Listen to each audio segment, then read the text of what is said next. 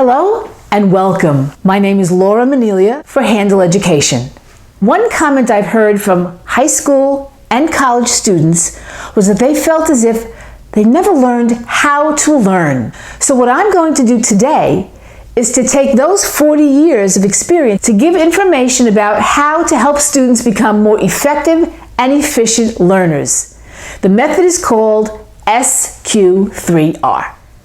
The first letter in this process, the SQ3R process, is S for survey. What that means is once the material is in front, whether it's a textbook or a tablet, just look at the pages and look for the following things. You're going to skim and scan. Should probably take about a minute. What are you looking for? You're looking for headings. That's anything in bold.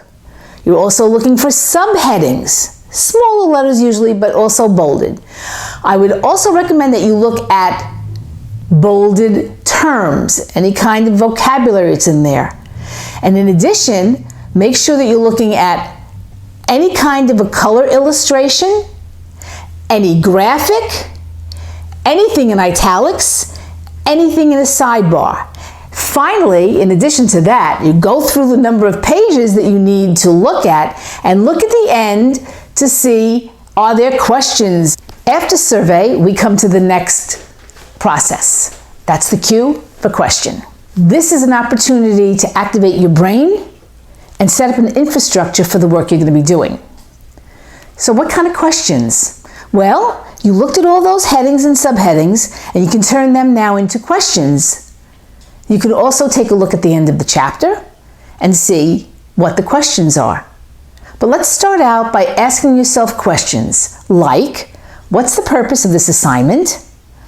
What am I learning here? What was the objective? And then take those headings and subheadings and turn them into questions. So just as an example, if we were studying the state of Hawaii, for instance, and we found that they were going to be talking about volcanoes. In the chapter, we may have found tectonic plates, lava flow, magma, land formation. Those would be the headings. Now you could take those and turn them into questions that you're trying to answer as you're reading. This is the active reading part. What is land formation? What are tectonic plates? What is magma?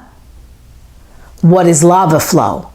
So when you get to that section, then now you're already prepared to answer the questions that you've asked yourself. We've done survey, question. Now comes the real work. In this 5-part process, this is section number 3, very important section. This is the read part. Now, up to this point, you really just haven't read it. You've skimmed it. You've formed some questions. Now comes the part, active reading.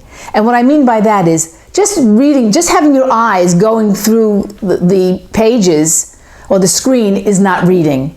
When I say reading, I'm talking about an active reading process. You are going back to the questions that you asked yourself, and now you're going to find the answers in the text for the assignment. So what you want to do is make sure that as you're reading, you're taking notes. You're answering the questions that you asked yourself. That is the real part of active reading. You've already done the questioning, so now every time you come to a question that you asked yourself, find the information and write it down. Take some kind of notes. That's the read part. Now you're up to step 4 in this process. Survey, question, read is the first R, recite is the second R. Once you have completed the assignment, try to close it up and recall from memory what you just read. Say it out loud to yourself. If you can't remember something, you can look at the book again, but then try to close it up and try to remember once again.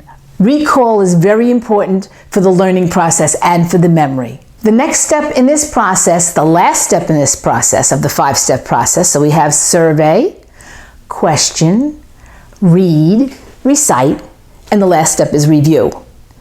And this is good for memory. Repetition is very good for memory. So at this point, the students should be able to recreate their notes from memory for the section that they've done here. And this is a process that should happen not just once, but almost daily.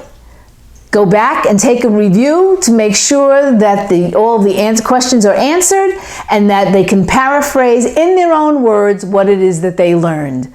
That is the review process of this 5-step process. That is the SQ3R method.